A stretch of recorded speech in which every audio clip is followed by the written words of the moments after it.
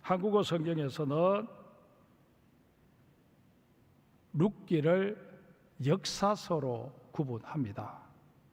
그래서 시대적으로 사사시대에 있었던 사건이기 때문에 사사기 다음에 룻기를 배치해 놓았습니다. 하지만 히브리어 원전에는 이 룻기가 잠언 다음에 위치하고 있습니다.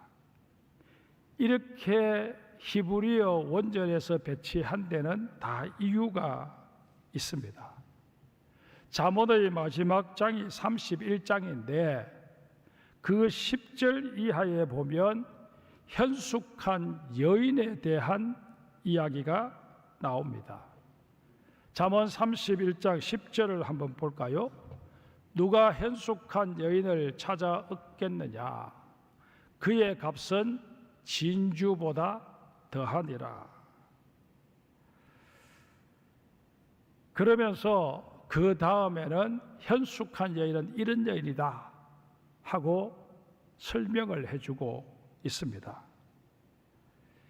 그러면 이 잠언 31장 10절 이하에 소개하고 있는 현숙한 여인이 실제로 누구라는 얘기일까요? 그 실질적인 인물이 바로 잠언 31장 다음에 이어지는 룻기에 등장하는 바로 룻이다. 그 얘기를 하려고 잠언 다음에 룻기를 편집한 것입니다.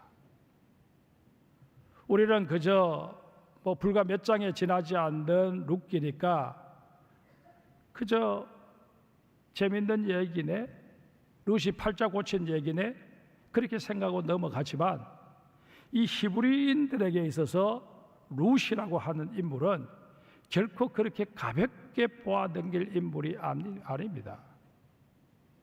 이 룻은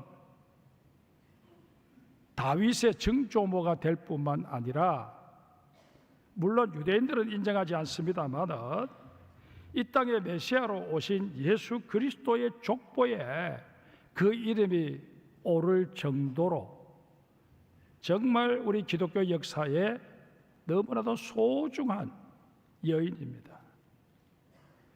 그러기에 이 룻은 잠언 31장에 나오는 현숙한 여인으로 묘사되어도 전혀 손색이 없다는 얘기가 되는 것입니다.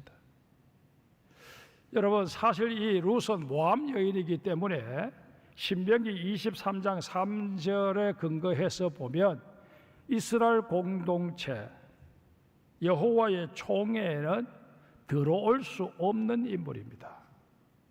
그럼에도 불구하고 이 모압 여인 룻은 이스라엘 총회에 들어오는 정도가 아니라 앞서 말씀드린 대로 다윗의 증조모가 되는, 그리고 메시아의 족보에 오르는 그런 여인이 된 것입니다. 어떻게 이런 일이 가능했는지 이제 룻기를 통해서 그 사실을 한번 확인해 봅시다. 룻기 1장 1절에 보면 룻기의 시대적 배경이 사사시대였음을 알 수 있습니다. 사사시대의 특징이 무엇입니까? 한마디로 정리하면 사람들이 하나님의 뜻보다는 자기 소견에 옳은 대로 행동했던 시대였습니다. 이런 시대에 엘리멜렉이라는 인물이 자기가 살고 있는 베들레헴에 흉년이 들자 자신이 가나안 정복 전쟁 후에 조상 대대로 기업으로 받은 그 땅을 미련 없이 처분해 버리고 식소를 이끌고 모압 땅으로 이주해 버립니다. 모압은 하나님께서 상종하지 말라고 말씀하셨던 족속입니다. 그러나 이 엘리멜렉은 단지 살겠다는 일념으로 그 땅으로 간 것입니다. 그 결과 어떻게 되었을까요? 엘리멜렉이 죽음을 맞이하게 됩니다. 이 집에, 이 가정에 하나님께서 1차 경고를 하신 것입니다. 그러나 엘리멜렉의 아내인 나오미는 하나님의 경고를 무시한 채 서둘러 두 아들을 모압 여인과 결혼시켜 대를 잇고자 합니다. 이에 하나님께서는 두 아들도 자녀 하나 낳지 못한 상태로 죽게 만드십니다. 2차 경고를 하신 것입니다. 이 두 번째 경고에는 나오미의 마음도 흔들립니다. 1장 21절에 나오미 스스로 여호와께서 나를 징벌하셨고 전능자가 나를 괴롭게 하셨거늘 이라고 고백한 것이 그 증거입니다. 그런데 여러분, 호세아 6장 1절에 보면 우리를 향하신 하나님의 본 마음이 어떠한지 소개하고 있습니다. 한번 볼까요? 오라 우리가 여호와께로 돌아가자. 여호와께서 우리를 찢으셨으나 도로 낫게 하실 것이요 우리를 치셨으나 싸매어 주실 것이로다. 하나님께서는 약속의 땅이나 기업을 대수롭지 않게 여겨버렸던 엘리멜렉의 집을 분명히 치셨습니다. 그 집안의 남자들이 다 죽음을 맞이하게 하셨습니다. 그러나 얼마 못 가서 이 가정의 과부들을 하나님께서 싸매십니다. 그 싸매시는 손길을 한번 확인해 볼까요? 룻기 1장 6절을 제가 읽겠습니다. 그 여인이 모압 지방에서 여호와께서 자기 백성을 돌보시사 그들에게 양식을 주셨다 함을 듣고 이에 두 며느리와 함께 일어나 모압 지방에 돌아오려 하여. 나오미는 지금 단순히 고향 베들레헴으로 돌아가기 위해서 길을 나선 게 아닙니다. 나오미는 스스로 알지 못했다고 할지라도 하나님께서는 그의 돌아서는 그 발걸음을 회복의 자리, 은혜의 자리로 이끌고 계신 것입니다. 사랑하는 성도 여러분, 이 돌아서게 하시는 하나님의 은혜, 이것을 깨닫는 것이 바로 룻기를 기록해서 우리에게 주신 하나님의 뜻입니다. 그런데 베들레헴으로 돌아오는 길에 나오미는 모내 두 자부가 마음에 걸립니다. 이들은 모압 여인이었기에 이스라엘에 따로 기업이 있는 게 아니었습니다. 굳이 시어머니를 따라서 베들레헴으로 와야 할 이유가 전혀 없었다는 얘기입니다. 이에 나오미는 두 자부를 어떻게 해서든 친정으로 돌려보내려고 애를 씁니다. 하나님의 벌은, 하나님의 징계는 나오미 나 하나 받는 것으로 족하다. 내 며느리들이야 애꿎게 그 징벌을 받아야 할 이유가 어디에 있느냐? 하나님의 법을 어기고 하나님이 우리 집안에 주신 기업을 하찮게 여긴 것, 이건 다 내 남편 엘리멜렉과 나와 내 두 아들의 책임인데 그들은 이미 하나님이 책임을 물어 죽었고 이제 하나 살아남은 나 나오미가 그 나머지 책임을 지면 될 터인데 저 아이들, 아무것도 알지 못하는 저 모압 출신 며느리들에게 짐을 지을 이유는 없다, 그렇게 생각한 것입니다. 그런데 며느리 중 하나인 룻이 생뚱맞게 고집을 피웁니다. 룻기 1장 16절 17절을 한번 볼까요? 룻이 시어머니인 나오미에게 한 말입니다.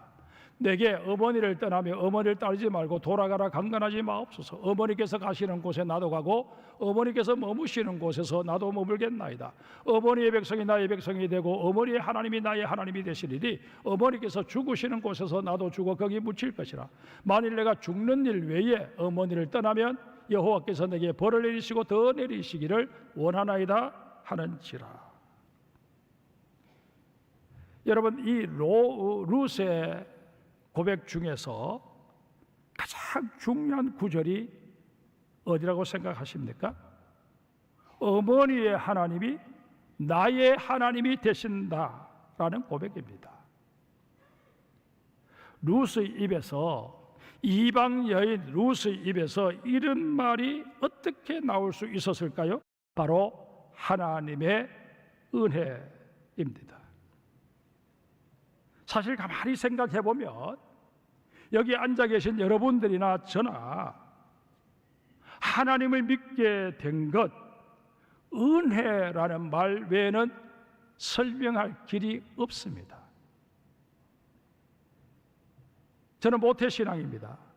여러분들 중에도 어머니 태중에서부터 예수 믿고 예배당을 오르내렸던 사람들 많을 것입니다. 여러분, 그게 여러분의 의지나 여러분의 노력, 여러분의 판단으로 되어진 일입니까? 아니잖아요. 믿음의 가정에 내가 태어난 것, 이 자체가 은혜입니다.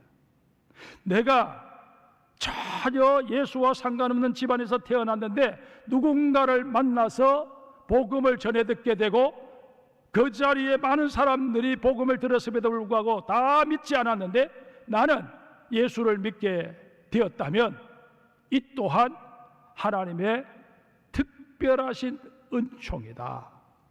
그렇게 우리는 받아들일 수 있어야 합니다. 신앙생활을 해오면서 10년, 20년의 세월 동안 내가 얼마든지 신앙을 버리고 억길로 나갈 수 있었을 터인데도 아직 믿음을 지키고 있는 것, 이 자체도 하나님의 은혜다 고백해야 할 것입니다. 그런 말씀드립니다. 우리가 하나님을 믿게 된 것, 하나님의 은혜입니다. 여러분과 저더러 이 사실을 깨닫게 하시기 위해서 기록된 것이 바로 룻기라는 것입니다. 이게 룻기를 기록한 두 번째 목적입니다. 그러면 좀 더 구체적으로 하나님께서는 우리에게 은혜를 베푸시되 어떤 은혜를 베푸시는 것일까요? 하나님께서 우리에게 베푸시는 첫 번째 은혜는 앞서 말씀드린 대로 믿음의 은혜입니다. 룻이 시어머니 나오미를 따라가겠다고 떼를 쓰는 모습은 누가 보아도 이해하기 어려운 장면입니다. 베들레헴에 가기만 하면 당장 팔자가 펴지는 것도 아닙니다. 시어머니와 자신을 환영해 줄 사람이 있는 것도 아니었습니다. 오히려 자신은 이방 여인이기에 그 낯선 땅에서 수모를 당할 가능성이 훨씬 더 컸습니다. 그러함에도 룻은 무작정 시어머니를 따라가겠다고 고집을 피웁니다. 심지어 시어머니의 하나님이 나의 하나님이라고, 정말 개념적으로 제대로 정리되어 있지도 않은 말을 그 입을 통해서 고백합니다. 죽는 일 외에는 시어머니와 헤어지지 않겠다고 때를 씁니다. 시어머니가 얼마나 좋으면 이런 말을 할 수 있을까요? 여기 지금 며느리 신분에 있는 분들, 시어머니가 얼마나 좋으면 죽는 일 외에는 내가 시어머니와 헤어지는 일은 절대 없을 것입니다. 그렇게 말씀하시겠습니까? 시어머니가 서울의 강남에 아파트 한 채 사주면 그렇게 얘기하실 것 같습니까? 여러분, 지금 시어머니 나오미는 누구에게 줄 게 아무것도 없습니다. 그럼에도 불구하고 나오미는 내가 죽어서 어머니와 헤어진다면 모를까? 그 이전에는 헤어지지 않습니다. 그렇게 말합니다. 정말 믿기지 않는 상황이 벌어진 것입니다. 여기서 우리는 하나님께서 우리에게 은혜로 허락하시는 믿음이 뭔지 그 참모습을 보게 됩니다. 하나님이 주시는 믿음은 전후 좌우 다 재어보고 유리하다 여겨지는 쪽으로 선택하는 게 아닙니다. 하나님께 주시는 믿음은 자신에게 운명처럼 주어지는 삶의 책임과 짐을 외면하지 않는 것입니다. 이런 까닭에 세계적인 작가 레오 톨스토이는 믿음이야말로 삶의 의미를 깨닫게 하는 것이며 삶과 관련된 의무와 책임을 받아들이게 하는 것이다 라고 정의합니다. 하나님께서는 룻에게 홀로 되신 시어머니 잘 모시는 것이 곧 나를 믿는 믿음이다 깨우쳐 주셨습니다. 룻은 하나님께서 주시는 그 감동의 아멘으로 화답했습니다. 이런 룻을 하나님이 눈여겨보셨고 내가 너를 돌보겠다 하나님이 작정하셨습니다. 여러분, 여기까지 말씀을 듣고 있노라면 우리 마음에 어떤 깨달음이 밀려옵니까? 룻에게 믿음을 주신 분이 누구시라고요? 하나님이십니다. 내게 믿음을 주신 분 누구시라고요? 하나님이십니다. 나는 은혜로 믿음을 가질 수 있었습니다. 그런데 하나님이 은혜로 주신 그 믿음에 따라 살았더니 하나님은 그것을 당연시 여기는 것이 아니라 그 믿음을 따라 산 나의 행위를 귀히 여기셔서 보상하겠다고 약속을 하십니다. 이게 여러분과 제가 섬기는 하나님입니다. 그래서 우리는 하나님을 향하여 좋으신 하나님, 좋으신 하나님, 참 좋으신 나의 하나님 그렇게 찬양할 수밖에 없다는 것입니다. 하나님께서 베푸시는 두 번째 은혜는 헤세드 자비입니다. 룻기 1장 22절을 한번 볼까요? 나아가 모압 지방에서 그의 며느리 모압 여인 룻과 함께 돌아왔는 나오미가 모압 지방에서 그의 며느리 모압 여인 룻과 함께 돌아왔는데 그들이 보르 추수 시작할 때에 베들레헴에 이르렀더라. 나오미와 룻이 베들레헴에 도착했던 때가 보리를 수확하는 그런 시기였습니다. 이때는 나그네와 빈민들이 배를 골치 않고 쉽게 먹을 거리를 구할 수 있는 시기였습니다. 하나님께서는 빈 털터리가 되어서 고향으로 돌아오는 나오미와 그 자부 룻을 위해서 바로 이런 나그네도 배를 골치 않는 시기를 택하신 것입니다. 그뿐만이 아닙니다. 하나님께서는 룻이 일면식도 없는 보아스의 밭으로 그 걸음을 이끌어 가십니다. 보아스는 이 엘리멜렉 또 나오미 룻의 남편 되는 말론의 집안 사람입니다. 그 기업을 물을 책임이 있는 자 중에 한 사람입니다. 보아스는 이미 룻에 관해서 좋은 소문을 들었기 때문에 룻이 자기 밭에 왔을 때 홀대하지 않고 호의를 베풀어 줍니다. 하나님의 헤세드 자비가 보아스를 통해서 나오미와 룻에게 전해지게 하신 것입니다. 자, 그러면 한번 봅시다. 룻은 일단 제쳐두고 나오미가 베들레헴을 떠나서 그렇게 하나님의 징계를 받아 만신창이가 되고 난 이후에 다시금 돌아왔는데 하나님께서 그에게 헤세드 자비를 베푸실 만한 뚜렷한 무슨 이유가 그녀의 삶 속에서 발견되어집니까? 여러분들은 어떨지 몰라도 저는 아무리 성경을 읽으며 찾아보려고 해도 없습니다. 사실 나오미가 모압에서 베들레헴으로 다시 돌아온 것은 엄밀하게 따지면 생계 유지 차원이었습니다. 모압 땅에서는 더 이상 먹고 살 길이 막막해서 일가 친족이라도 있는 고향으로 돌아온 것뿐이었습니다. 자기가 떠날 때는 가뭄이 들었지만 이제는 가뭄이 다 지나고 먹고 살만해졌다 하는 소문을 듣고 찾아온 것입니다. 그저 자신의 삶을 유지하기 위해서 찾아온 땅이 고향이었습니다. 그러함에도 하나님께서는 이 돌아온 사실만 보시고 손뼉쳐 주십니다. 이 하나님의 자비 때문에 오늘 우리는 이렇게 자녀의 모습으로 이 자리에 앉아 있을 수 있는 것입니다. 우리의 허물을 계속 따지시고 책임을 물으시는 그런 아버지시라면 과연 우리 가운데 누가 이 자리에 당당하게 앉아서 내가 하나님의 자녀입니다, 그렇게 말할 수 있겠습니까?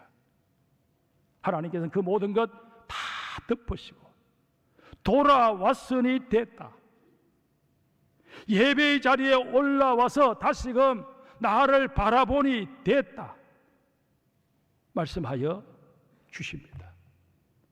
이 자비가 오늘 또 여러분과 저에게 큰 힘이 되고 위로가 되고 새로운 출발의 근거가 되는 것입니다. 하나님께서 베푸신 세 번째 은혜는 고엘, 속량입니다. 고엘은 대산다, 값을 치르고 풀려나게 한다 라는 뜻을 가진 가알이라는 동사가 그 어근입니다. 그런데 이 가알이라고 하는 동사가 룻기 전체에 무려 20번 넘게 나옵니다. 이것은 룻기가 단순히 한 가정의 회복 이야기가 아니라는 뜻입니다. 룻기 4장 9절 이하에 보면 보아스가 룻의 죽은 남편 말론의 기업을 물러주는 사실이 기록되어 있습니다. 그런데 이것은 그림자일 뿐입니다. 룻기에 담긴 진정한 메시지는 하나님께서 독생자 예수 그리스도를 속죄 제물로 내어놓으시고 우리를 죄에서 속량해 주셨다는 것입니다. 우리 로마서 5장 8절을 같이 읽겠습니다. 우리가 아직 죄인 되었을 때에 그리스도께서 우리를 위하여 죽으심으로 하나님께서 우리에 대한 자기의 사랑을 확증하셨느니라. 아멘. 하나님께서 룻기를 통해 정말 하시고 싶으신 이야기는 바로 이것입니다. 내가 너를 샀다. 그러니 이제 아무 염려하지 말고 아들의 특권을 마음껏 누려라.